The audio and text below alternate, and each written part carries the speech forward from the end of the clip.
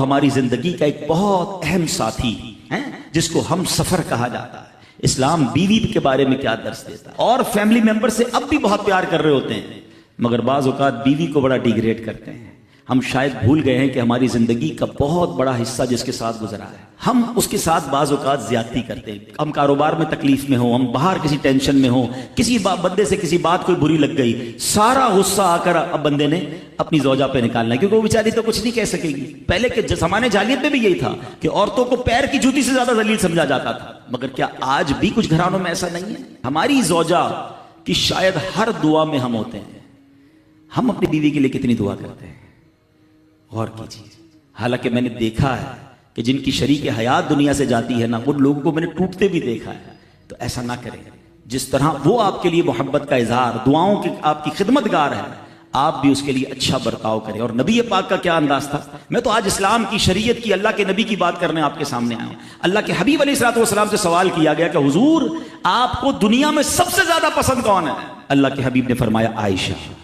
نبی پاک نے اپنی زوجہ کا نام لیا۔ پھر نبی پاک گھر اپنی ازواج کے ساتھ کیا انداز ہوتا تھا؟ گھر کا سودا سلف لے کے جاتے، کھانے پینے میں ہاتھ بٹاتے، محبت اور پیار کا اظہار فرماتے، سافٹ ماحول تھا گھر کے اندر۔ کیا ہمارے گھر میں ایسا ماحول ہے؟ اسلام سے پہلے مال کے لیے جانوروں اور دوسرے ساز و سامان کے ساتھ ساتھ بیوی کو بھی رہن رکھوا دیا جاتا تھا۔ جیسے پیسے کوئی رہن رکھواتا تھا نا، بیوی بھی ایک مال کی طرح تھی، لوگ گروی رکھوا دیتے تھے اپنی بیوی کو۔ یہ اسلام سے پہلے عورتوں کا حال تھا، بیویوں کا حال تھا۔ اللہ اکبر! اسلام نے نکاح کے ذریعے عورت کو مرد کے آدھے ایمان کا محافظ قرار دے دیا۔ قرآن کہتا ہے وَعَاشِرُوهُنَّ بِالْمَعْرُوفِ، ان سے اچھا برتاؤ کرو۔ اسلام نے بیویوں کے ساتھ اچھا برتاؤ کرنے والے کو سب سے بہترین قرار دیا۔ حضرت امام حسن بصری رحمت اللہ تعالی، بہت بڑے بزرگ، ایک شخص آ کر کہتا ہوں بارش نہیں ہو رہی ہے، قحط کی پوزیشن آ گئی ہے، بارش نہیں ہو رہی، دعا فرمائے، وظیفہ عطا فرمائے۔ آپ نے فرمایا استغفار، وہ چلا گیا۔ اچھا ایک بزرگ بیٹھے تھے ان کے پاس، حضرت ربیع بن صبیح رحمت اللہ، وہ دیکھ رہے تھے۔ دوسرا بندہ آیا، کہتا حضور تنگ دستی ہے، کاروبار میں ڈاؤن ہے، رزق میں تنگی ہے۔ آپ نے فرمایا استغفار کرو۔ تیسرا شخص آیا، کہتا حضور اولاد نہیں ہو رہی ہے، اصول اولاد کے لیے وظیفہ لینا ہے، فرمایا استغفار کرو۔ چوتھا بندہ آیا، وہ کہتا ہے کہ حضور میرے باغ میں، فصلوں میں پیداوار کی کمی ہے، فرمایا استغفار کرو۔ حضرت ربیع بن صبیح کہتے ہیں حضور پہلا بندہ الگ پرابلم لے کر آیا، دوسرا الگ، تیسرا الگ، چوتھا الگ، چاروں کو ایک ہی دوائی، چاروں کو ایک ہی وظیفہ، استغفار استغفار۔ ہائے ہائے، بڑوں کی بڑی بات ہے۔ قرآن میں بھی پڑھتا ہوں، قرآن آپ بھی پڑھتے ہیں، مگر دیکھو اللہ والے کیسے پڑھتے ہیں۔ کیا خوبصورت جواب دیا آپ نے۔ آپ فرماتے ہیں سورہ نوح پارہ 29 آیت نمبر 10 سے 12 کی آپ نے تلاوت فرمائی۔ اب ذرا قرآن سنیے گا۔ بسم اللہ الرحمن الرحیم، استغفروا ربکم انہ کان غفارا یرسل السماء علیکم مدرارا ویمددکم باموال وبنین ویجعل لکم جنات ویجعل لکم انہارا۔ سبحان اللہ، ذرا سنیے گا، اپنے رب سے معافی مانگو۔ استغفروا ربکم انہ کان غفارا، بے شک وہ بڑا معاف کرنے والا ہے، اب دے گا، عطا کیا فرمائے گا؟ یرسل السماء علیکم مدرارا، وہ تم پر موسلا دھار بارش بھیجے گا۔ وَيُمْدِدْكُمْ بِأَمْوَالٍ وَبَنِينَ وَيَجْعَلْ لَكُمْ جَنَّاتٍ وَيَجْعَلْ لَكُمْ أَنْهَارًا، فرمایا اور مالوں اور بیٹوں سے تمہاری مدد فرمائے گا، اور تمہارے لیے باغات بنا دے گا، اور تمہارے لیے نہریں میں بنائے گا۔ باغات بھی بڑھ رہے ہیں، اولاد بھی عطا ہو رہی ہے، مال بھی بڑھ رہا ہے، بارش بھی ہو رہی ہے، اس چیز سے، استغفار سے۔ تو استغفار یہ آپ کے بہت سارے پرابلمز کا حل ہے، مسائل کا حل ہے، بس اپنی زبان استغفار سے تر رکھیں۔ اچھا پھر اس پہ تھوڑی سی شرمندگی ہے، ایسا نہیں کہ استغفار بھی ہو رہا ہے اور دماغ کہیں اور ہے، مسکرا بھی رہے ہیں، ہنس بھی رہے ہیں، اور استغفر اللہ، کسی سے معافی مانگتے ہوئے ہنستا ہے کیا بندہ؟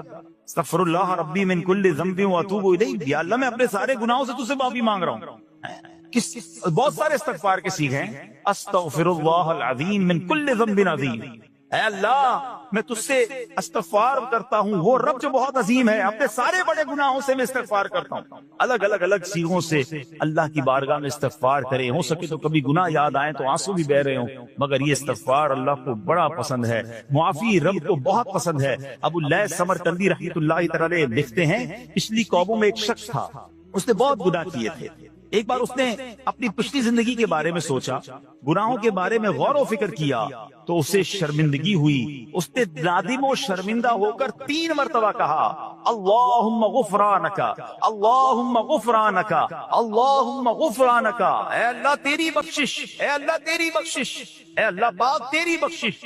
اسی لمحے اس کو موت آ گئی اور اللہ پاک نے اس کی بخشش فرمائی.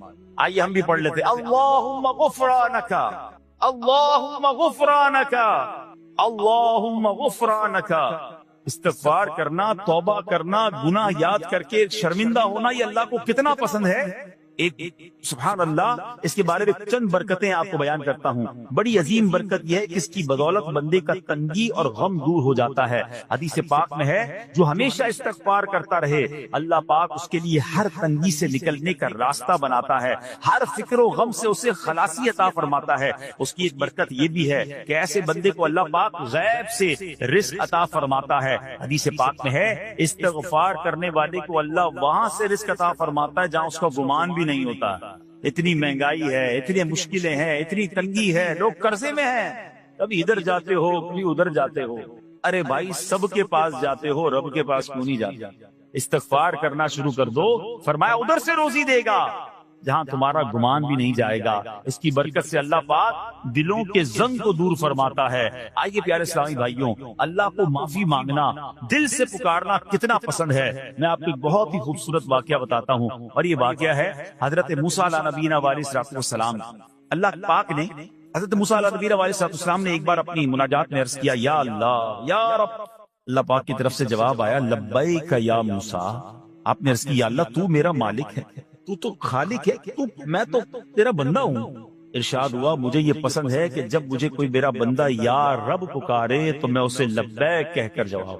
اللہ فرما رہا حضرت موسیٰ نے عرض کی یا رب کیا یہ ہر مطیع بندے کے لیے ہے؟ کیا ہر نیک آدمی کے لیے ایسا ہے کہ جب تجھے وہ پکارے تو لبیک فرماتا ہے؟ سنو اللہ فرماتا ہے ہاں بلکہ ہر گناہگار بندے کے لیے بھی ہے.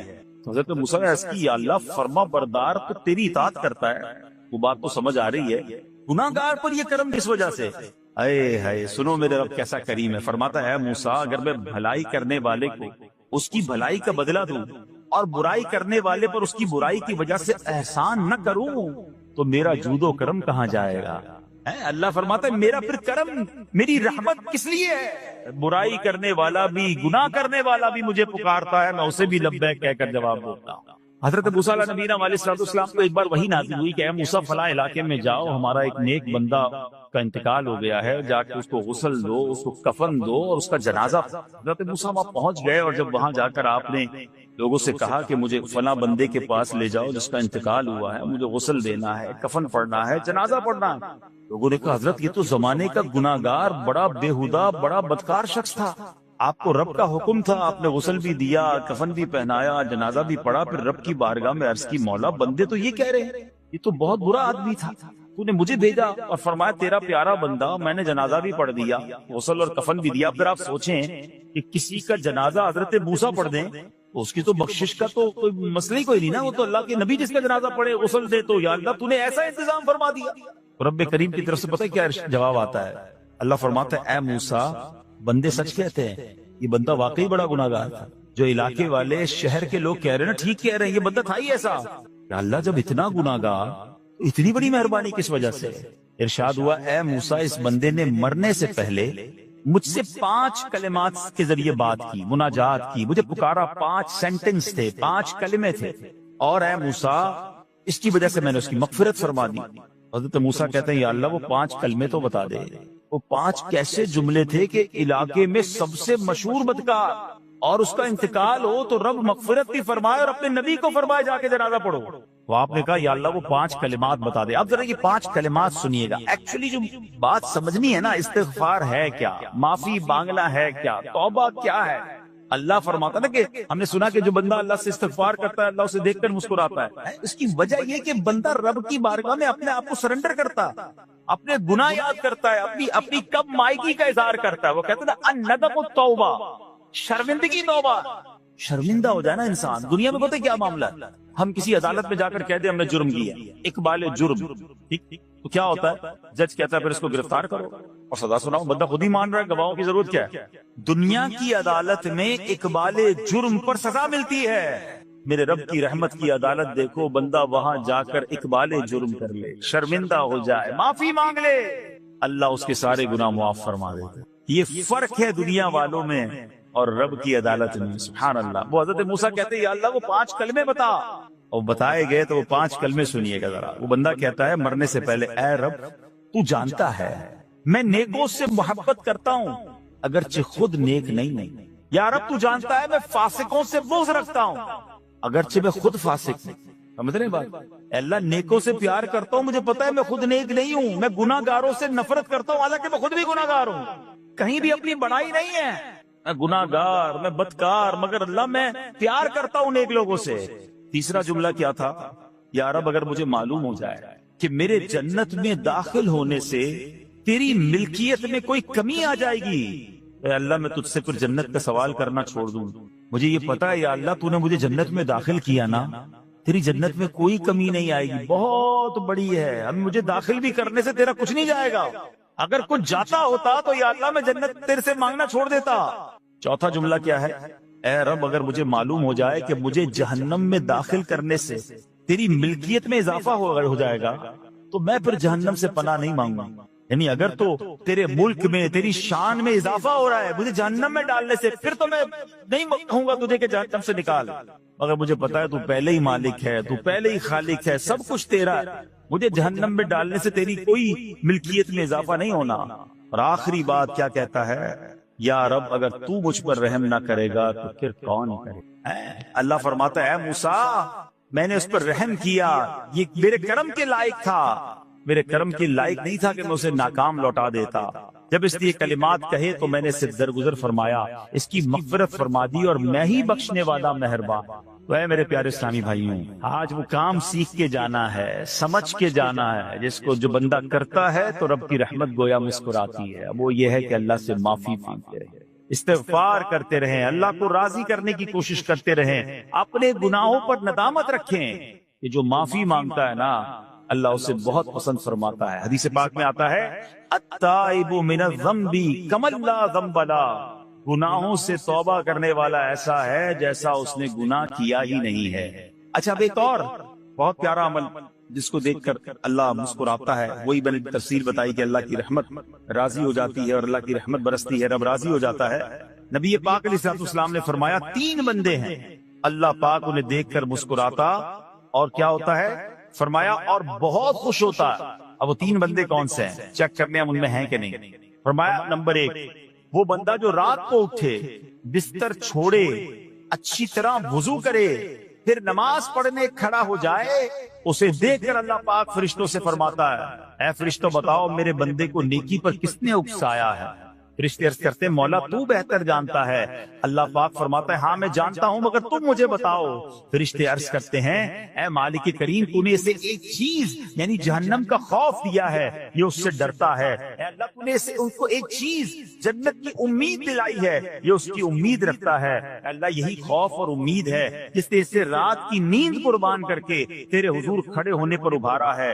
اب اللہ پاک فرماتا ہے اے فرشتوں گواہ ہو جاؤ کہ جس چیز سے ڈرتا ہے یعنی جہنم سے ڈرتا ہے، میں نے اپنے اس بندے کو اس سے امن بخشا، اور جس کی امید رکھتا ہے یعنی جنت کی، میں نے جنت اس پر واجب کر دی۔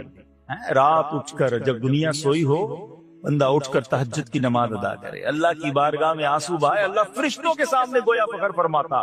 دوسرے نمبر پر سنو، فرمایا دوسرا وہ شخص جو حق و باطل کی لڑائی میں شریک ہوا، ثابت قدم رہا یہاں تک کہ شہید ہو گیا، یا اللہ پاک نے اسے فتح عطا فرمائی، اللہ اس بندے کو دیکھ کر بھی مسکراتا ہے۔ جہاد کرنے والے مجاہدین یا تو شہید ہو جائے یا غازی ہو کر لوٹے اللہ کی رضا کے لیے، اللہ کی رحمت ان پر بھی چھما چھم برستی ہے۔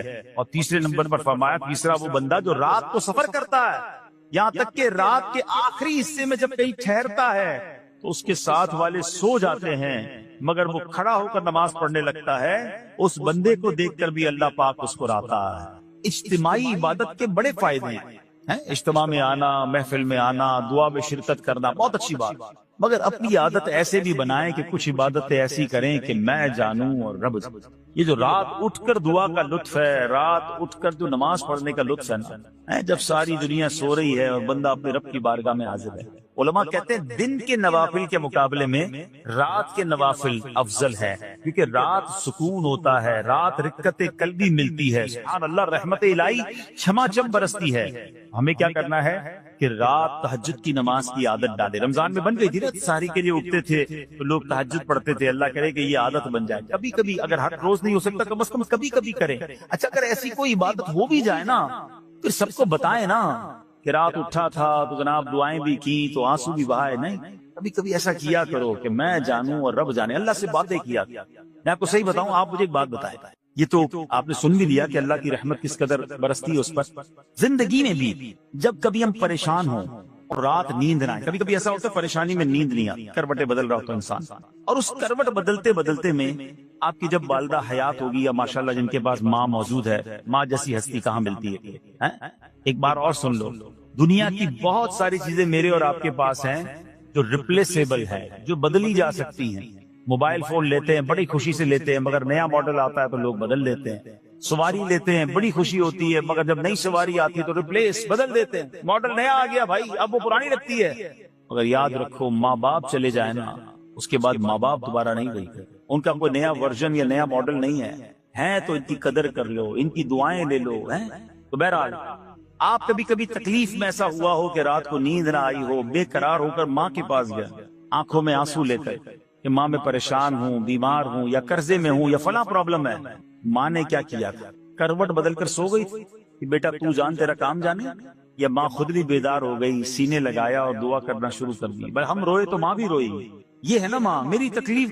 ایسا لگتا ہے کہ مجھے کبھی کبھی یہ فیصلہ کرنا مشکل ہوتا تھا کہ تکلیف مجھے زیادہ ہوتی ہے، میری تکلیف بھی ہے، میری والدہ کو زیادہ ہوتی ہے، بیمار میں ہوں، تکلیف اسے، یہ رشتہ کہاں ملتا ہے؟ مگر مجھے ایک بات بتاؤ، جب میری تکلیف پر رات نیند چھوڑ کر، بستر چھوڑ کر میں ماں کے پاس گیا، ماں نے سینے لگایا، تو اگر میں اپنا بستر چھوڑ کر آنکھوں میں آنسو لیے میری ماں سے مجھے کہیں زیادہ پیار کرنے والے رب کی بارگاہ میں چلا گیا، تو اس کی رحمت کیا مجھے مایوس کرتی؟ میری ماں کے دل میں جو ممتا ہے نا، وہ بھی میرے رب نے ڈالی ہے، تو رب کی رحمت کتنی ہوگی؟ تو کبھی کبھی اللہ کی بارگاہ میں رات کے پہر حاضر ہوا کرو، جو پرابلم ہے آپ کی، جو مشکل ہے آپ کی، آپ یقین کریں، آپ اللہ کی بارگاہ میں تہجد کے وقت رات کے آخری پہر آنسو بہائیں، دعائیں کریں، نوافل پڑھیں، پھر دیکھیے آپ کے دل کو تسلی کیسے ہوتی ہے، آپ کا ایمان تازہ ہو جائے گا، اور آپ نے دیکھا کہ ایسے وقت عبادت کرنے والوں سے رب کتنا راضی ہوتا ہے۔ اللہ کرے یہ بات ہمیں سمجھ آ جائے۔ اسی طرح عظیم صحابی حضرت عبداللہ ابن مسعود رضی اللہ عنہ سے روایت ہے، پیارے آقا مکی مدنی مصطفیٰ صلی اللہ تعالی علیہ وسلم نے فرمایا، ایک بندہ رات کو اٹھتا ہے، اچھی طرح وضو کرتا ہے، پھر اللہ پاک کی حمد کرتا ہے، اس کی بزرگی بولتا ہے، اپنے نبی علیہ الصلوۃ والسلام پر درود پڑھتا ہے، قرآن کھول کر پڑھنا شروع کر دیتا ہے، یہ وہ بندہ ہے جسے دیکھ کر اللہ پاک مسکراتا ہے اور فرماتا ہے، دیکھو میرا بندہ عبادت کر رہا ہے جبکہ اسے میرے سوا کوئی نہیں دیکھ رہا ہے۔ اللہ، یہ کاش ہمیں عادت مل جائے کہ ہم اکیلے میں عبادت کریں، انفرادی عبادت کریں، میں جانوں میرا رب جانے، کبھی تلاوت کریں، کبھی درود پڑھیں، کبھی دعائیں کریں، کبھی آنسو بہائیں، سبحان اللہ، اس کا بدہ ہی اور ہے۔ ہاں کبھی ایسا ہونا چاہیے، ہم محفل میں عشق رسول کے عالم میں رو بھی پڑھتے ہیں، مدینے کی یاد ہو، نعت شروع ہو تو ہماری آنکھوں میں آنسو آ جاتے ہیں، یہ بھی اچھی بات ہے، مگر کبھی کبھی رات ایسی بھی ہونی چاہیے کہ دل میں ہو یاد تیری گوشئے تنہائی، دل میں ہو یاد تیری گوشئے تنہائی ہو، پھر تو خلوت میں عجب انجمن آرائی۔ کبھی زندگی میں ایسی راتیں بھی آنی چاہیے، وہ ہے نا، جاگ اٹھا اشکوں کا مقدر، عشق نبی میں روتے روتے کیسی گزری رات نہ پوچھو۔ کبھی کبھی ایسی رات بھی گزرنی چاہیے کہ آقا کی یاد میں آنسو بہ رہے ہوں، مدینے کی یاد میں، گھر والوں کو بھی پتہ نہ چلے، ہلکی ہلکی آواز میں کبھی نعت شریف لگا لیا کریں، کبھی مناجات لگا لیا کریں، ہم پتہ نہیں کیا دیکھتے دیکھتے سوتے ہیں۔ کاش انہی تصورات میں آنکھیں بند ہوں کہ میں سو جاؤں یا مصطفیٰ کہتے کہتے، میں سو جاؤں یا مصطفیٰ کہتے کہتے، کھلے آنکھ صلی علی کہتے۔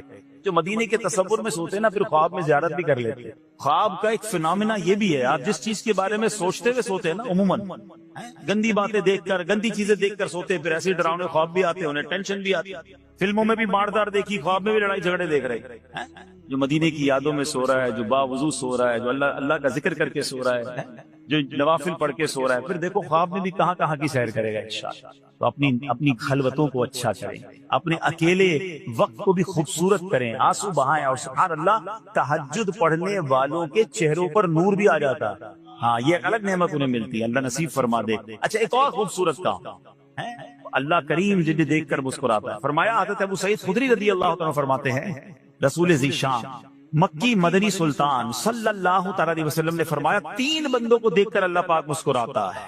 وہ قوم جو نماز میں صفیں سیدھی کرتی ہے، اور وہ بندہ جو اللہ پاک کی راہ میں جہاد کرتا ہے، تیسرا وہ بندہ جو رات کے اندھیرے میں عبادت کرتا ہے، انہیں دیکھ کر اللہ پاک مسکراتا ہے۔ جہاد والی بات اور رات والی عبادت کی بات تو ہو گئی، اب اس میں نئی بات سیکھنے کو ملی، صفیں درست کرنے والی۔ اب روز نماز پڑھ رہے ہیں، صفیں درستی کر رہے ہوتے ہیں، امام صاحب کہہ کے تھک جاتے ہیں، کاندھے سے کاندھا ملائیں، صفوں کو سیدھا کریں۔ صفوں کو سیدھا کرنے والوں کو دیکھ کر رب کی رحمت مسکراتی ہے، رحمت برستی ہے۔ اب یہ کتنا آسان کام ہے، مگر اس کی طرف بھی توجہ نہیں ہوتی ہے۔ یاد رکھیے کہ صفیں سیدھی کرنا یہ بڑی نیکی ہے، اور اللہ کرے کہ ہم اس پر عمل کرنے والے بنیں۔ اور صفیں درست نہ کرنا ترک واجب، ناجائز اور گناہ ہے۔ سیدھی صفیں نہیں کرتے، نہیں، ناجائز کرتے ہیں، گناہ کرتے ہیں۔ صف درست نہ کرنے سے نماز ناقص رہ جاتی ہے۔ اور یہ بعض اوقات وہ کہتے ہیں یار ہمیں نماز میں وسوسے بہت آتے ہیں، روایتوں میں آتا ہے صف درست نہ کرنا نماز میں وسوسے آنے کا سبب ہے۔ صفیں ٹھیک نہیں ہوگی نا، عجیب عجیب سی باتیں دماغ میں آئیں گی۔ کیوں؟ حدیث پاک میں آتا ہے شیطان تمہارے درمیان بھیڑ کے بچے کی طرح گھس جاتا ہے، شیطان صفوں میں گھس جاتا ہے۔ صف سیدھی نہ کرنے میں چہرہ بگڑنے کا اندیشہ ہے۔ اب ذرا غور کر لیجئے یہ کتنا ضروری ہے۔ قرآن کریم میں ایک سورت ہے، سورہ صافات۔ اس مبارک سورت کی پہلی آیت میں اللہ پاک نے فرمایا وَالصَّافَّاتِ صَفًّا، ان کی قسم جو باقاعدہ صفیں باندھے ہوئے ہیں۔ حضرت عبداللہ ابن مسعود فرماتے ہیں یہاں صفیں باندھنے والوں سے مراد فرشتے ہیں۔ حضرت جابر بن سمورہ رضی اللہ تعالیٰ عنہ فرماتے ہیں ایک دن پیارے آقا مکی مدنی مصطفیٰ صلی اللہ تعالیٰ علیہ وسلم تشریف لائے اور فرمایا تم ایسے صف کیوں نہیں بناتے جیسے فرشتے صفیں بناتے ہیں؟ ہم نے عرض کی یا رسول اللہ صلی اللہ تعالیٰ علیہ وسلم فرشتے کیسے صف بناتے ہیں؟ فرمایا پہلے اگلی صف مکمل کرتے ہیں اور خوب مل کر کھڑے ہوتے ہیں۔ سبحان اللہ، مبارک ہو ان مسلمانوں کو صفیں سیدھی کرتے ہیں، اچھی طرح کاندھے سے کاندھا ملاتے ہیں، گویا یہ فرشتوں کا کام کر رہے ہیں، فرشتوں والا کام کر رہے ہیں۔ تفسیر طبری میں ہے فاروق اعظم رضی اللہ عنہ کا یہ معمول تھا، جب نماز پڑھانے لگتے تو نمازیوں کو فرماتے صفیں سیدھی کر لو، اے فلاں ذرا آگے ہو جاؤ، اے فلاں ذرا پیچھے ہو جاؤ، پھر فرماتے بے شک اللہ پاک تمہیں فرشتوں کی طرح دیکھنا پسند فرماتا ہے۔ تو صفیں سیدھی رکھنا یہ فرشتوں کا انداز ہے اور اللہ کی رحمت خوب برستی ہے، گویا رب مسکراتا ہے انہیں دیکھ کر۔ تو اے میرے پیارے اسلامی بھائیوں، اور بھی بہت سارے کام ہیں جس کو دیکھ کر، جن کو کرنے سے اللہ کی رحمت چھما چھم برستی ہے۔ بہرحال جب نے 3-4 باتیں سنی ہیں، آج سے اس کو نیت کر لیتے ہیں کہ خوب اللہ کی بارگاہ میں ہم استغفار کریں گے، اپنے گناہوں پر معافی مانگیں گے۔ انشاءاللہ راتوں کو اٹھ کر جب لوگ سو رہے ہوں گے اللہ کی بارگاہ میں عبادت کریں گے۔ اسی طرح فرمایا کہ صفوں کو درست کریں گے اور انشاءاللہ رب کی بارگاہ سے خوب رحمتیں لوٹیں گے۔ اے میرے پیارے اسلامی بھائیوں، یہ سب کب ہو سکے گا کہ جب ہم اچھے ماحول میں رہیں گے۔ تہجد تو جب پڑھیں گے نا جب پہلے فرض پڑھیں گے، جس کی فرض ہی قضا ہو رہی ہے اس کو تہجد کی باری کب آئے گی؟ استغفار تو جب کرے گا جب ایسے ماحول میں آئے گا کہ جہاں گناہوں کو یاد دلا کر معافی مانگنے کا ہمیں انداز اور اس کی فکر دی جائے۔ تو آج کے اس پرفتن دور میں دعوت اسلامی کا یہ پیارا ماحول آپ کے سامنے ہے، اس ماحول سے وابستہ رہیں۔ ہفتہ وار اجتماع میں، مدنی قافلوں میں، ہفتہ وار مدنی مذاکرے میں شرکت کرتے رہیں گے تو انشاءاللہ ان نیکیوں کا جذبہ بھی ملتا رہے گا اور انشاءاللہ ایسے کام کرنے میں اللہ کرے کامیاب ہو جائیں۔ تصور ہی کتنا پیارا ہے، یقین کریں، میں شاید پتہ نہیں وہ فیلنگ آپ کو محسوس ہو رہی ہے کہ نہیں، یہ تصور ہی کتنا پیارا ہے کہ کبھی میں کوئی ایسا عمل کر لوں کہ رب کی رحمت مجھے دیکھ کر مسکرا دے، اللہ راضی ہو جائے، اللہ خوش ہو جائے، اور کیا چاہیے، میری تو زندگی کا حاصل ہو گیا نا۔ تو اب یہ 3-4 کام آپ نے سن لیے ہیں، اس کو عمل کرنا شروع کر دیں۔ اللہ کریم سے دعا کرتا ہوں کہ رب کریم اپنی رضا والے کام ہمیں بڑھ چڑھ کر کرنے کی توفیق عطا فرمائے۔ اللہ پاک ہم سب کو عمل کرنے کی توفیق عطا فرمائے۔ صلو علی الحبیب۔ درود پاک پڑھنے کے بے شمار فضائل و برکات ہے۔ کعبے کے بدرالدجا طیبہ کے شمس الضحیٰ صلی اللہ تعالی علیہ وسلم کی ذات وہ ہے، درود پڑھتے جائیں اور اپنی جوڑیوں کو رحمتوں سے بھرتے جائیں۔ میرے آقا صلی اللہ تعالی علیہ وسلم فرماتے جس کا مضمون ہے کہ جو جمعہ کے دن 200 بار درود پاک پڑھے اس کے 200 برس کے گناہ معاف کر دیے گا۔ اللہ، بڑا ہی مبارک مہینہ ہمارے درمیان ہے، اور اس مہینے کی تو کیا بات ہے۔ میرے آقا مدینے والے مصطفیٰ صلی اللہ تعالی علیہ وسلم فرماتے ہیں، اس کا مضمون ہے کہ رجب اللہ کا مہینہ ہے، شعبان میرا مہینہ ہے، شعبان و شہری، اور رمضان میری امت کا مہینہ ہے۔ کنٹینیو، مسلسل 3 برکت والے مہینے، بلکہ میں یوں کہوں تو شاید غلط نہیں ہوگا کہ برکت بڑھتی جائے گی۔ رجب، پھر شعبان، پھر رمضان، تسلسل کے ساتھ آپ رحمت کی گویا سیڑھیاں چڑھ رہے ہیں۔ رجب پہ صحابہ تیاری کرتے تھے، شعبان میں خوب عبادت کرتے تھے، اور رمضان پورا اللہ کی یاد میں گزارتے تھے۔ پریپریشن شروع ہو جاتی تھی کہ خوب عبادت کرنی ہے، سارے روزے رکھنے ہیں، ساری تراویح پڑھنی ہے۔ ہمارے یہاں بھی پریپریشن شروع ہوئی ہوگی، تیاری شروع ہو گئی، اسٹاک جمع کر لو، رمضان میں مال مہنگا بکے، فلاں سودا لے دو، روزہ دار خوب خریدیں گے، کاروباری گوداؤن بھرنے کے چکر میں ہے، مگر اللہ کے نیک بندے عبادت کا ذوق بڑھا رہے ہو۔ رجب کے بارے میں کیا خوبصورت بات علامہ صفوری فرماتے رحمۃ اللہ علیہ، رجب بیج بونے کا مہینہ۔ کوئی میرا بھائی اگر زمینداری کرتا ہوگا تو بات جلدی سمجھ آ جائے گی۔ فصل کیسے اگتی ہے؟ پہلے بیج ڈالتے ہیں، پھر پانی ڈالتے ہیں، پھر فصل نکلتی ہے۔ فرماتے رجب بیج بونے کا مہینہ، شعبان ان بیجوں پر پانی ڈالنے کا مہینہ، رمضان فصل کاٹنے کا مہینہ۔ کہتے جو رجب میں عبادت کا بیج ہی نہیں بوتا، شعبان میں ان بیجوں پر اپنے آنسوؤں سے آبیاری نہیں کرتا، اور رمضان میں رحمت کی فصل کیسے کاٹا؟ یعنی اس کا مطلب یہ ہوا کہ ابھی سے عبادت کا ذوق بڑھانا ہے، شوق بڑھانا۔ اس مہینے میں کیسی کیسی شخصیات کی یاد ہے۔ نبی پاک صلی اللہ علیہ وسلم کو وہ مقام اللہ نے دیا۔ معراج کا معجزہ جو ہے نا، اس کو سمجھنا بہت ضروری ہے۔ ہاں، ذرا غور سے سنیے گا، نبی پاک علیہ الصلوۃ والسلام کو اللہ کریم نے کتنے معجزے عطا کیے، پہلے یہ سمجھنا، ٹھیک ہے۔ علماء فرماتے ہیں کہ اللہ نے اپنے ہر نبی کو معجزات دیے، اور جیسا دور تھا ویسے معجزہ۔ ہاں، کیونکہ اس قوم کو منوانا ہوتا تھا نا کہ میں اللہ کا نبی ہوں اور اللہ کی طرف آ جاؤ۔ اب مثال کے طور پہ حضرت موسیٰ علیہ السلام، آپ کا دور تھا جادوگروں کا دور، میجیشینز، ان کو اپنے جادو میں بڑا ناز تھا۔ اللہ کریم نے آپ کو کون سا معجزہ عطا کیا کہ وہ اب رسیاں دیکھتے تھے سانپ بن جاتی تھی، آپ کو عصا کا معجزہ دیا، آپ عصا پھینکتے تھے وہ اژدہا بن جاتا تھا، لوگ حیران ہوتے۔ ید بیدا کا معجزہ دیا گیا۔ اب حضرت عیسیٰ علیہ السلام کا دور آیا، میڈیکیشن کا دور، ڈاکٹروں کا دور تھا، بڑے بڑے علاج دریافت ہوئے تھے، ڈاکٹر جو علاج کرتا تھا لوگ اس کو بہت بڑا مانتے تھے۔ اللہ کریم نے حضرت عیسیٰ علیہ السلام کو معجزہ دیا کہ آپ کوڑ کے مریض کو دم کرتے تھے وہ ٹھیک ہو جاتا تھا۔ اچھا، اس زمانے میں کوڑ کا علاج دریافت نہیں ہوا تھا۔ اچھا، مادر زاد اندھا، بائی برتھ بلائنڈ، پیدائشی آنکھیں نہیں ہوتی تھی جس کی، آپ اس کی آنکھوں پر دم کر لیتے، اللہ اسے آنکھ دے دیتا تھا۔ اچھا، ان لوگوں نے کہا علاج تو آپ بھی کرتے ہیں، علاج تو ہم بھی کرتے ہیں، آپ الگ علاج کرتے ہیں، ہم الگ چیزوں کا علاج کرتے ہیں۔ ہم آپ کو اللہ کا نبی جب مانے جب ہم مردہ زندہ کر دیں، مردے کو کوئی زندہ نہیں کرتا۔ حضرت عیسیٰ علیہ السلام نے مردوں کو زندہ کرنا شروع کر دی۔ تم بھی کہتے تھا، آپ کہتے تھے کہ اس اللہ کے حکم سے چلو، تو وہ مردہ۔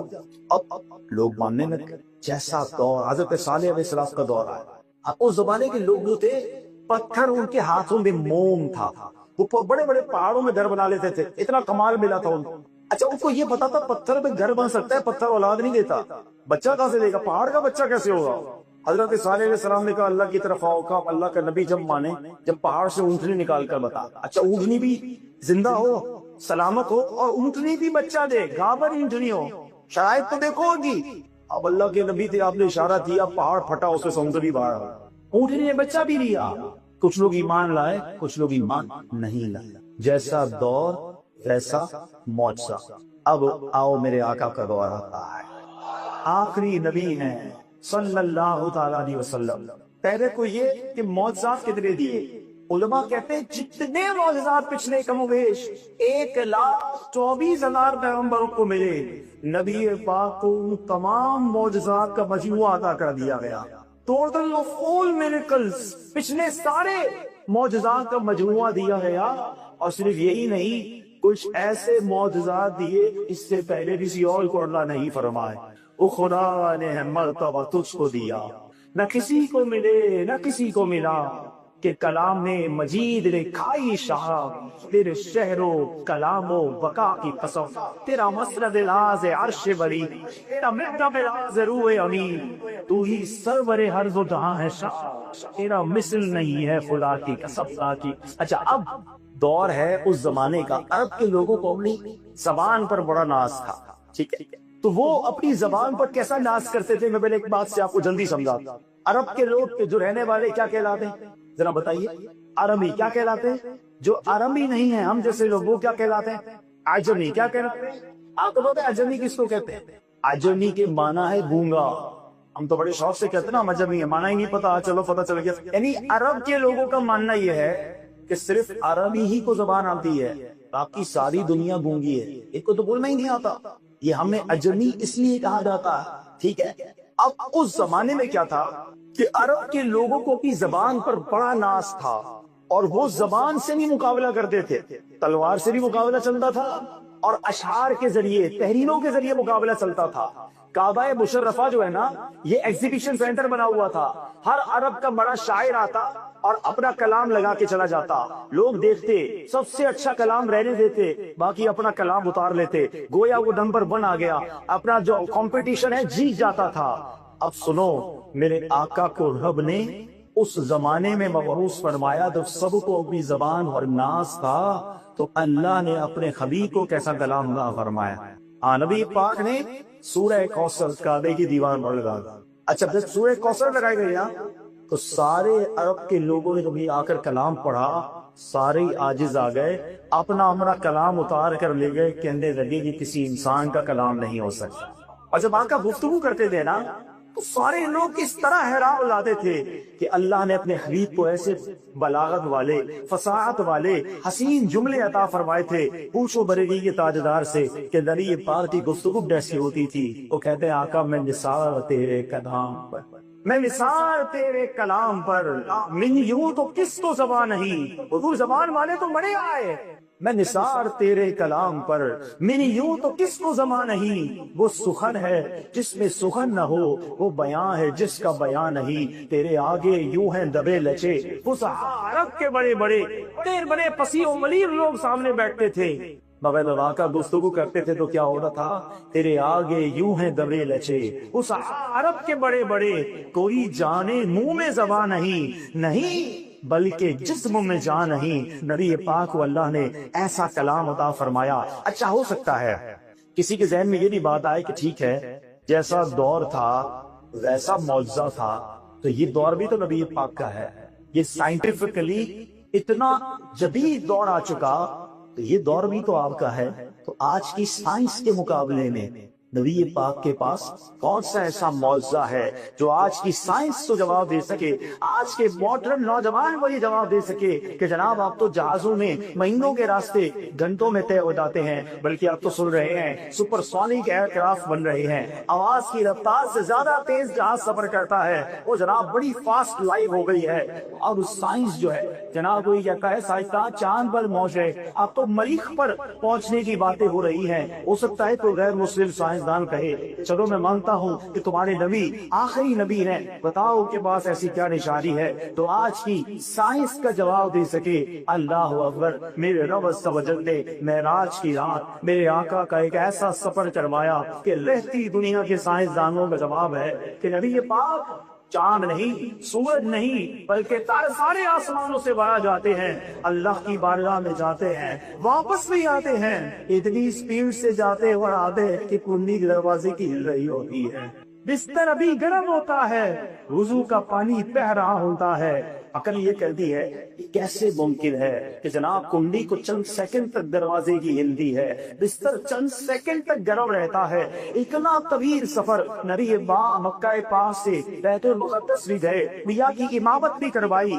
ساتوں آسمانوں کی سیر بھی کی، جنت اور جہنم کے طبقات بھی دیکھے، اور آقا واپس آئے وہ بھی ہل رہی ہے، بستر گرم ہے، یہ کیسے ممکن؟ عقل کا اعتراض بنتا ہے۔ عشق جواب پتہ ہے کیا دیتا؟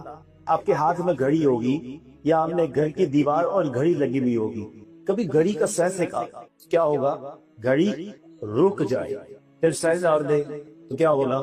گھڑی چلنے لگ جائے۔ دراصل بات یہ ہے کہ میرے آقا سارے چاند کی چاند ہی چلی گئی تھی تو زمانہ رک گیا تھا، آقا واپس آئے زمانے نے چلنا شروع کر دیا۔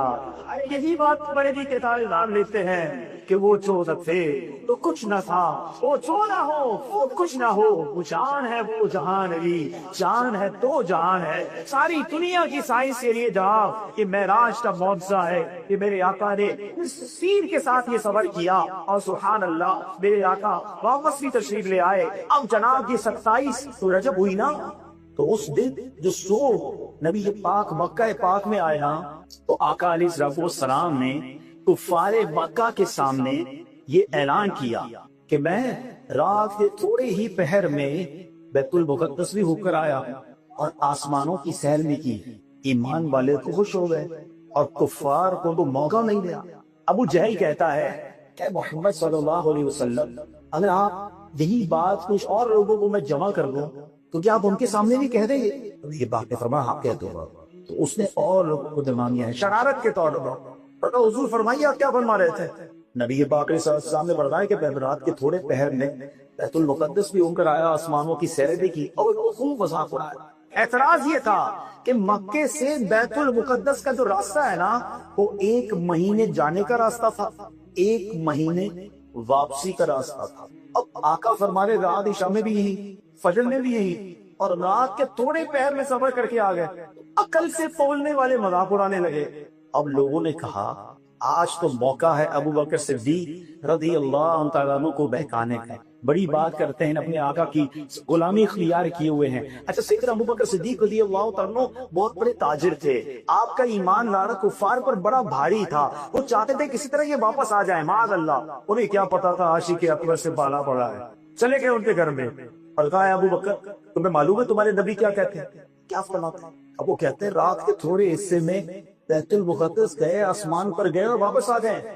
صدیق اکبر کہتے ہیں کہ واقعی میرے آقا ایسا کہتے ہیں؟ انہوں نے کہا ہاں ایسا ہی کہتے ہیں۔ ہو سکتا ہے انہوں نے سوچا ہو کہ اب یہ بہت سا ہیزیٹیشن تذبذب آ رہا ہے، کہاں بالکل یہی کہتے ہیں۔ صدیق اکبر کہتے ہیں میرے آقا فرماتے ہیں وہ سچ فرماتے ہیں، حق فرماتے ہیں۔ لوگوں نے کہا پتہ ایسی بات کیسے مان سکتے ہو؟ کیا شاندار جواب دیا، کہتے ہیں جب میں نبی پاک کی آسمانی خبروں کو مانتا ہوں، اللہ پر ایمان لایا ہوں، جبریل امین کو دیکھا نہیں، وہ آتے ہیں قرآن کی آیت لے کر، میں یہ مانتا ہوں تو آقا نے فرمایا تو یہ بھی سچ ہی فرمایا ہوگا۔ اللہ اکبر۔ اے میرے پیارے اسلامی بھائیوں، شب معراج آنے والی ہے، اس سال بھی ایسا ہوگا، عاشقان رسول تو جھوم رہے ہوں گے، کچھ لوگوں کو ترغیب ہوتی ہے۔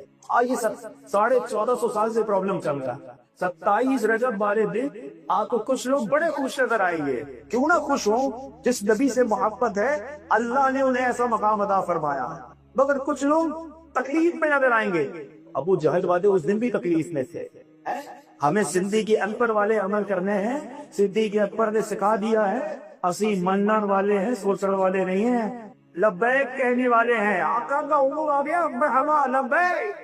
اب سر ایک اور بات، چلیں وسوسہ پھیلانے والوں کو بھی، بچے ہمارے نوجوان بیٹھے ہیں، ایک عقلی دلیل بھی دے دیتا ہوں۔ مجھے ایک بات بتائیں، اگر نبی پاک، اچھا کچھ لوگ کہتے ہیں معراج ہوئی تھی، مگر یہ معراج خواب میں ہوئی تھی، یہ معراج جو ہے جسمانی طور پر نہیں ہوئی تھی۔ میں بڑا سمپل کوسچن کرتا ہوں آپ سے، آپ کا بچہ کھڑا ہو کر صبح فجر میں آپ اٹھے، بیٹا بھی اٹھے، ابا جان رات خواب میں لاہور گیا تھا، اس کے بعد اسلام آباد بھی گیا، اور صبح اٹھی تو آپ کے برابر میں، آپ کیا کہتے ہیں بیٹا کوئی بات نہیں، میں بھی ساری رات گھومتے ہی رہے۔ خواب میں کوئی مسئلہ ہے؟ خواب میں کسی کو پرابلم ہے بچے؟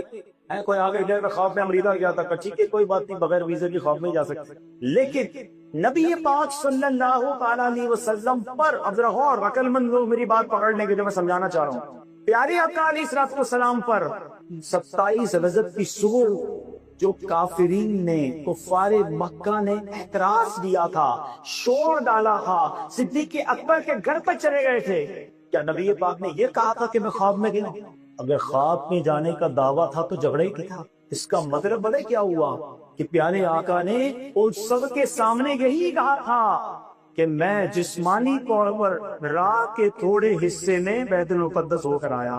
ان کا اعتراض ڈالنا ہی اس بات کی دلیل ہے کہ نبی پاک کا دعویٰ یہی تھا کہ میں فزیکلی اپنی جسم کے ساتھ، اپنی روح مبارک کے ساتھ میں بیت المقدس گیا، اور سنو کفار مکہ کو پھر بھی چین نہیں آیا۔ کہا ٹھیک ہے، اب بیت المقدس گئے ہیں نا، ذرا بتائیں اس کی دیواریں کیسے ہیں، اس کے پلر کیسے ہیں۔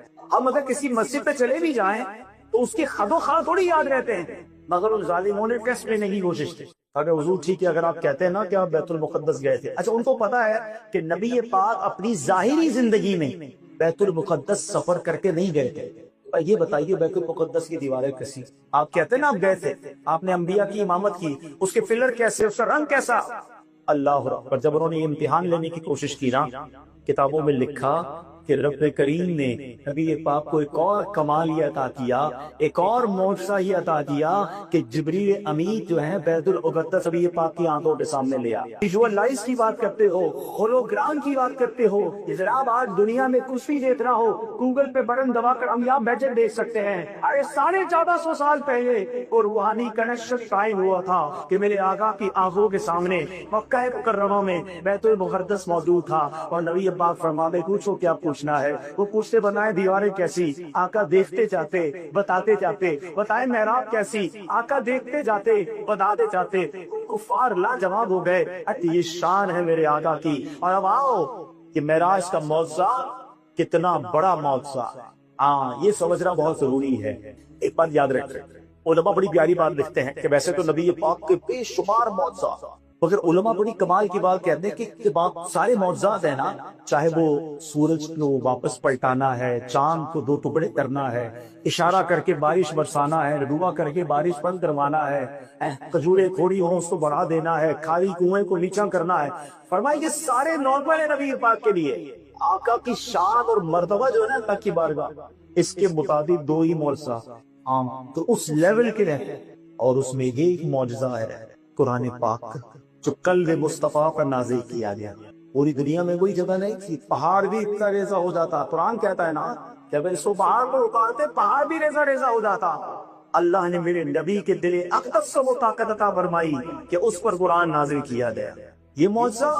اور دوسرا وہ معجزہ جس کو علماء کہتے ہیں یہ شان مصطفیٰ بیان کرتا ہے، اور وہ ہے معراج کا۔ کسی اور میں رب سوال کا دیدار نہیں کیا۔ کائنات حضرت موسیٰ کلام کرتے تھے، حضرت موسیٰ کہتے کلیم اللہ، ٹھیک ہے نا، آپ کلام کرتے تھے۔ اچھا جس سے آپ کو محبت ہو اور اسے پاد ہوتی تھی، دل میں خیال آتا ہے یار اتنا پیار بھی ہے تو دیکھتی کو لوگ، آپ بات کرتے تھے اللہ سے پیار نہیں ڈالی گئی، اللہ کا دیدار نہیں ہوا، اللہ کی طرف سے ایک تجلی پہاڑ پر ڈالی گئی۔ حضرت موسیٰ اس تاب نہ لائے اور بے ہوش ہو۔ حضرت اور سے سنیے، حضرت موسیٰ نے ریکویسٹ کی تھی، انکار ہو گیا، تجلی بے ہوش ہو گئے۔ ادھر میرے آقا کی امہانی کے گھر مکہ مکرمہ میں آرام کر رہے ہیں، اور جبریل کو بھیجا جا رہا ہے کہ جاؤ میرے محبوب کو میرے پاس لے آ۔ فرق دیکھو، حبیب کا اور کلیم کا فرق سمجھو، نبی پاک کی شان سمجھو۔ اور کیا خوبصورت بات سیدی اعلیٰ حضرت لکھتے ہیں، تبارک اللہ شان تیری، تجھی کو زیبا ہے بے نیازی، کہیں نور جوش تندرانی، کہیں تقاضے وصال کے تھے، کہیں منع کیا جا رہا ہے، کہیں بلایا جا رہا ہے۔ صلاۃ و سلام میں شعر سنتے ہو نا، آؤ آج اس کا مطلب سمجھ لو۔ کس کو دیکھا یہ موسیٰ سے پوچھے کوئی، آنکھ والوں کی ہمت میں لاکھوں سر۔ تو یہ شان ہے میرے آقا علیہ الصلوۃ والسلام کی، جو ہمیں سمجھنا ہے کہ یہ معراج کی رات کتنا بڑا تحفہ عطا کیا گیا۔ اچھا ایک اور بڑی کمال کی بات علماء کہتے ہیں، اللہ کریم کے قرآن مجید نے ارشاد فرمایا، ان اللہ اشتری من المؤمنین انفسهم واموالهم بان لهم الجنہ۔ اللہ کریم نے سودا کیا ہے بڑا، اور وہ ڈیل کیا ہے، بے شک اللہ نے مسلمانوں سے ان کے مال اور جان خرید لیے اس بدلے پر کہ ان کے لیے جنت ہے۔ خریدار کون ہے؟ اب ذرا میرے ساتھ رہیے گا تو بات سمجھ آ جائے گی. خریدار کون ہے؟ اللہ کریم. بیچنے والے کون ہیں؟ مسلمان. ہماری جان اور مال، ہمارا سب کچھ خریدا نا اللہ نے. سودا کروانے والے کون ہیں؟ ہمارا رب سے رابطہ کروانے والے کون ہیں؟ وکیل کون ہے سودے کے؟ وہ اللہ کے حبیب ہیں. اچھا اللہ فرما رہے مسلمانوں کے، دوبارہ آیت کا ترجمہ سنو. بے شک اللہ نے مسلمانوں سے ان کی مانگ اور جان چاہی ہوئی ہے. کس مجرے پہ؟ اس مجرے پہ ان کے لیے جنت ہے. جنتوں میں دیکھیے ہماری جان اور مال اللہ فرما رہے دے دو، ملنے کیا ہے؟ جنت. جنت ہم نے دیکھی نہیں. سبحان اللہ. علماء کہتے ہیں کہ جو سودا کروانے والا ہے نا، کم از کم اس سے بلا کر وہ جنت دکھا دی جائے، تاکہ وہ دیکھ کر غلام بتا دے کہ میرے کو امتیوں اپنی جان اور مال اللہ کے نام پر قربان کر دو، میں جنت دیکھ آیا ہوں، اللہ نے تمہارے لیے جنت تیار کرنے. تو معراج کی یہ سیر اس لیے بھی کرائی گئی. ایک اور بڑی پیاری حکمت بیان ہوئی درۃ الناصری کتاب میں کہ زمین اور آسمان میں ایک مکالمہ ہوا. زمین کہتی کہ اے آسمان تو اس سے افضل ہوں، اللہ تعالیٰ نے مجھے شہر، دریائیں، نہریں، درخت، پہاڑ، بہت ساری بے زینت کی چیزیں عطا کی. آسمان نے کہا میں تجھ سے بہتر، میرے پاس چاند ہے، سورج ہے، تارے ہیں، عرش و کرسی، جنت مجھ میں ہے. زمین نے کہا مجھ میں کعبہ ہے جس کی زیارت پر طواف کیا جاتا ہے. آسمان نے کہا مجھ پر بیت المعمور ہے، اوپر فرشتے طواف کرتے ہیں. ڈیبیٹ جاری ہے. آخر زمین نے کیا کہا کہ سن، مجھ میں میرے آقا علیہ السلام جلوہ فرما، جن کے صدقے کائنات بنائی گئی تھی وہ زمین پر ہے، اور اسی زمین پر انہوں نے اپنی شریعت کو جاری کر دیا ہے. اب آسمان کے پاس کوئی جواب نہیں. کیا رک جاتا ہوں میں، مجھے اعلیٰ حضرت کا وہ شعر یاد آ گیا. کمال ہے میرے رضا دی، کیا خوبصورت بات کر دی. تھوڑا مشکل ہے، سمجھ جاؤ گے تو مزہ آ جائے گا. جب کبھی کسی کھلے میدان میں آپ آسمان کو دیکھیں گے نا، تو آسمان آگے سے آپ کو جھکا ہوا نظر آئے گا. دیکھتے نا میدان میں اوپر بھی آسمان ہوگا اور کرو جھکا ہوا بھی نظر آئے گا. اعلیٰ حضرت نے عشق کی نگاہ سے دیکھا، کہتا ہے یہ آسمان جھکا ہوا نہیں ہے، اس کی کمر جھکی ہوئی ہے. اور یہ کمر پتہ ہے کیوں جھکی ہے؟ اس کو زمین نے ایک تانا دیا. کس کا اتنا محاورہ ہے، کسی کو ایسا تانا دیا کہ اس کی کمر جھک گئی. اعلیٰ حضرت نے کیسے اس محاورے کو استعمال کیا؟ کہتے خم ہو گئی پشتے فلک اس تانے زمین سے. زمین نے ایسا تانا دیا کہ فلک کی کمر ہی جھک گئی. خم ہو گئی پشتے فلک اس تانے زمین سے. ہم پہ مدینہ ہے اور ہے افلاک پہ تو گنبد خضرا نہیں کوئی. اب زمین نے کہا کہ میرے پاس تو نبی پاک ہے. آسمان نے اللہ کی بارگاہ میں عرض کی، اے اللہ یہ زمین جو ہے مجھے کہتی ہے کہ مجھ پر پیارے آقا علیہ السلام ہے، تو نے زمین کو ان کے جمال کا شرف بخشا ہے.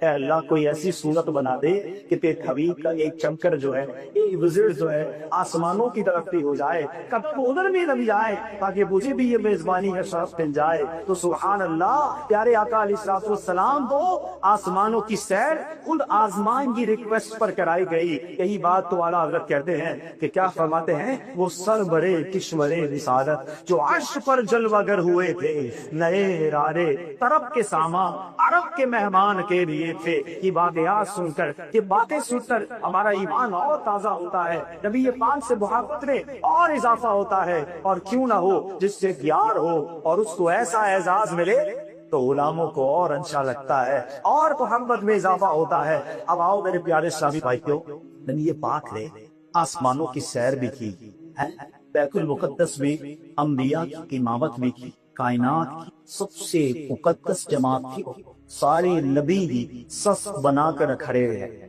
اور آقا تشریف لائے اور رات کو امام بنا کر صف بصف کھڑے ہیں انبیاء. مصطفیٰ امام ہو گئے، ان کے جو غلام ہو گئے وقت کے امام ہو گئے. تو سبحان اللہ، اب نبی پاک کو جنت کی سیر بھی کرائی گئی اور دوزخ کے طبقات کو بھی دکھایا ہے. غلاموں اب ذرا غور سے سننا، معراج کی رات بہت محبت والی رات ہے، بڑی خوشی کی بھی رات ہے، اور کچھ علام بھی ہیں، ذرا وہ بھی سن تو. آج پیارے آقا علیہ السلام میں جہنم میں کچھ لوگ ایسے نظر آئے جو بوندار کھا رہے ہیں. آقا علیہ السلام نے پھر دریافت فرمایا، اے جبرائیل یہ کون لوگ ہیں؟ آقا علیہ السلام کو بتایا گیا کہ وہ ہیں جن لوگوں کا گوشت کھاتے، یعنی غیبت کرتے تھے. غیبت کرنے والا وہ ایسا جیسے مسلمان بھائی کا گوشت کھا رہا ہے، وہ جہنم میں بھی اسے مردار کا گوشت کھلایا جائے گا. نبی پاک نے ایک بندے کو دیکھا کہ جو آدمی نہر میں تیر رہا ہے اور پتھر نکل رہا. عرض کی گئی یہ سود خور ہے. سود کا کام. آج کل بڑی نئی پیکیج میں سود آ رہا ہے، دودھ کی بوتل میں شراب پیک کر دی جا رہی ہے. تو بالکل ایسے نئی نئی اسکیموں کے ذریعے علم دین تو ہے نہیں, علماء سے پوچھنا نہیں ہے, اپنی عقل سے فیصلے کر رہے ہیں اور لوگ سود میں گرفتار ہو رہے ہیں. یار جناب برباد ہو جاؤ. مجھے بات بتاؤ نا, سود کا کاروبار کرنے والے کے بارے میں فرمایا گیا کہ سود کا کام کرنے والا ایسا ہے جیسا وہ اللہ سے جنگ کرنے والا. کیا اللہ سے جنگ کر کے کوئی کامیاب ہو سکتا ہے؟ بربادی ہونا. سود کتنے ہی بڑھ چڑھ کر سامنے کیوں نہ آیا ہے, اس کے قریب ہی نہ جا. تیسری بات, ابھی پاک صاحب ایسے لوگوں کے پاس گزرے کہ جن کے سر پتھروں سے کچلے جا رہے تھے, ہر پار کچلے جاتے, پھر ڈیپ ہو جاتے, پھر کچلے جاتے. پوچھا گیا یہ کون لوگ ہیں؟ بتایا یہ 2 لوگ ہیں جن کا نماز کے وقت سر بوجھل ہو جاتا گیا. ایسے بھی لوگ مجھے سن رہے ہوں گے جن کی نمازیں کھسا ہوتا. ان سے بات کرو یا نماز کا ٹائم مجھے چلے, بس آپ چلے میں آتا ہوں. ان کو نماز بھاری لگتی ہے, نماز کا ٹائم ہی نکلتا ان کے اندر. سنو, سر کچھ نہیں جا رہے تھے جہاں کا نبی پاک ہونے کا. آقا علیہ السلام نے ایسے لوگوں کو دیکھا جن کے ہونٹ کے ہونٹ کی طرح بڑے بڑے تھے.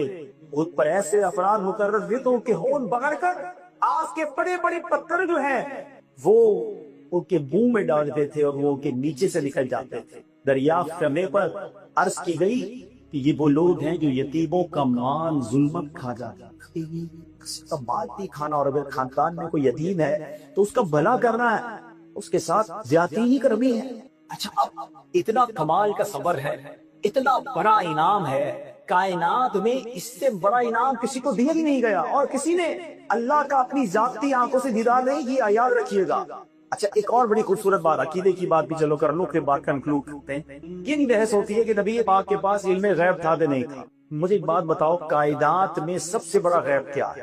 اللہ کریم خود, کیونکہ اللہ کو کسی نے نہیں دیکھا. پوری دنیا میں کسی نے رب کو نہیں دیکھا سوائے نبی پاک علیہ السلام. تو جب رب نے اپنا آپ ہی دکھا دیا تو اور کون سا غیب چھپانا ہے؟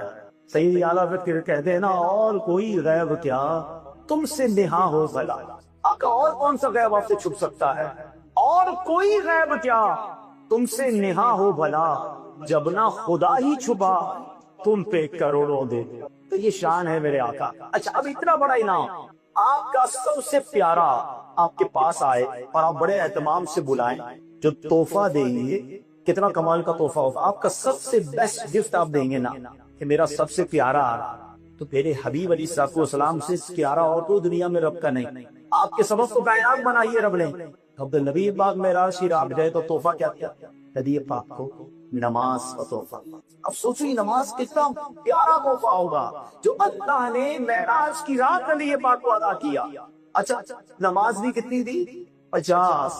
نماز فرض 50 کی. ہاں, وہ تو کندہ اور رحمتیں اور برکتیں نازل کرے حضرت موسیٰ علیہ السلام کے مزار پر کہ آپ نے نبی پاک صلی اللہ علیہ وسلم حضور واپس جائیے, 50 زیادہ ہیں, آپ کی قوم نہیں پڑھ سکے.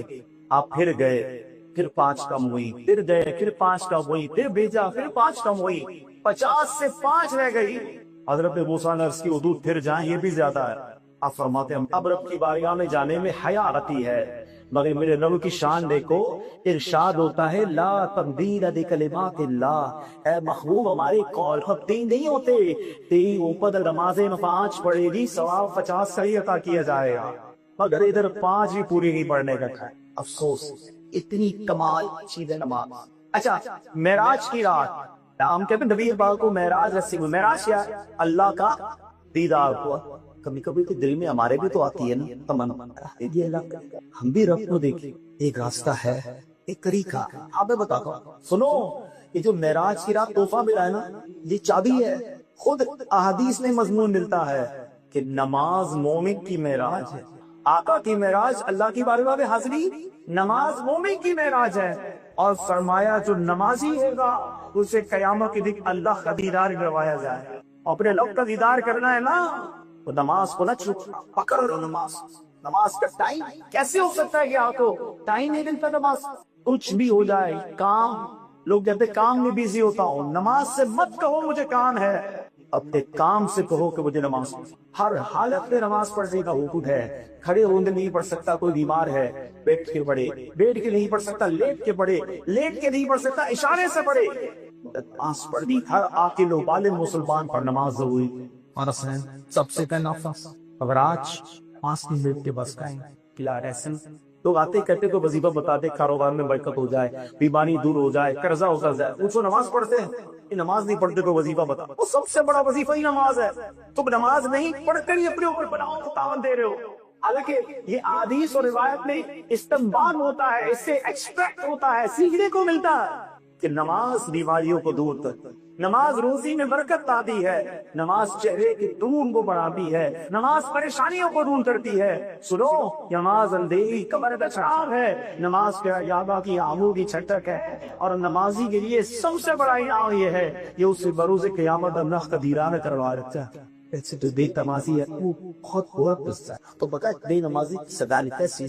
बेनमाजी के बारे में यहाँ आता है कि कोई एक नमाज जानबूझ कर कज़ा कर देना, उसका नाम जहन्नम के उस दरवाजे पर लिख दिया जाता है जिस दरवाजे से वो जहन्नम में दाखिल हो। मुझे बताओ कितना बदनसीब है। इधर मेरे और आपके घर के बाहर हमारा नाम लिखा होता है, नेम प्लेट, इसका घर है। वो कितना बदनसीब है कि दुनिया में रह रहा है, नाम जहन्नम के दरवाजे पर। लोग कहते हैं, अच्छा ऐसे भी लोग लिखते हैं, 4 नमाज़ें तो होगा कि फनब ना। उनसे मेरा सवाल है कि तुम्हारी कब सुबह ट्रेन जाया होगी, कभी सुबह भी जाना हो, ट्रेन बुक कराई हो गया, राहनी घोड़ी ट्रेन चली गई, फ्लाइट चली गई, और ऑफिस की इन्फॉर्मेंट मीटिंग का इंटरव्यू देना था, 4 अलार्म रखने पर उसी को भी कहकर सो के उठा देना, वही जहाज आने लग रहा है। 4 घंटे पहले एयरपोर्ट पहुंचता है, कुछ लोग 8 घंटे पहले पहुंच जाते हैं, यार बस जल्दी आ रही है भाई, यही ठीक है, कहीं फ्लाइट ना मिस हो जाए, ₹1,00,000 की टिकट है। इसका मतलब ये हुआ बाकी चीजों में आंख खुल जाती है। पिकनिक पे जाना हो दोस्तों के साथ, खुशी में जी रही है सारी रात। इसका मतलब पता क्या होगा कि बाकी चीजों नीयत है तुम्हारे नजदीक।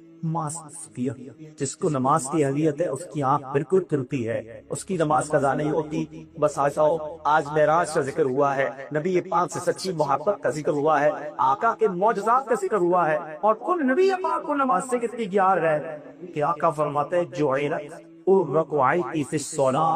नबी पाक फरमाते नमाज में तेरी आंखों की चंदन आका दी आंखों पीछे तक से कैसे किस हो जाए। एक तरफ कहता हूँ गुलामी रसूल में मौत भी कबूल है, इसको नमाज कबूल क्यों नहीं है? जिसको मौत कबूल है उसको नमाज कबूल क्यों नहीं है? मौत तो बहुत दूर की बात है। गुलामी रसूल में सुन्नतें कबूल नहीं है, हराम रोजी छोड़ना कबूल नहीं है, सारे गलत काम भी करने कहता है गुलामी रसूल में मौत भी कबूल।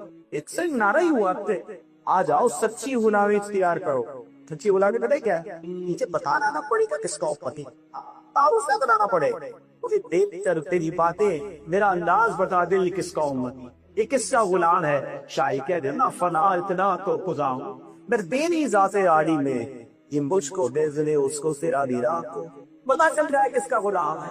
आवाज किसी चीज आसमान वाली कोई मसला नहीं होगी, सूद के करीब ही नहीं चाहिए, कभी भी जिंदगी में सूद नहीं खोलेंगे, हराम चीज़ से फसल नहीं उड़ा लिए, फिर भी ग्रामीण नहीं पिए, गाने बाजे ही सुनेंगे। ये देखिए अगर ऐसे ही गुजारियां कि जैसी आपने नारे लगा दी और नियत कर ली, मन के ऐसे जो पीछो बरेली के दाजदार से क्या होगा। अल्लाह कहते रहोगे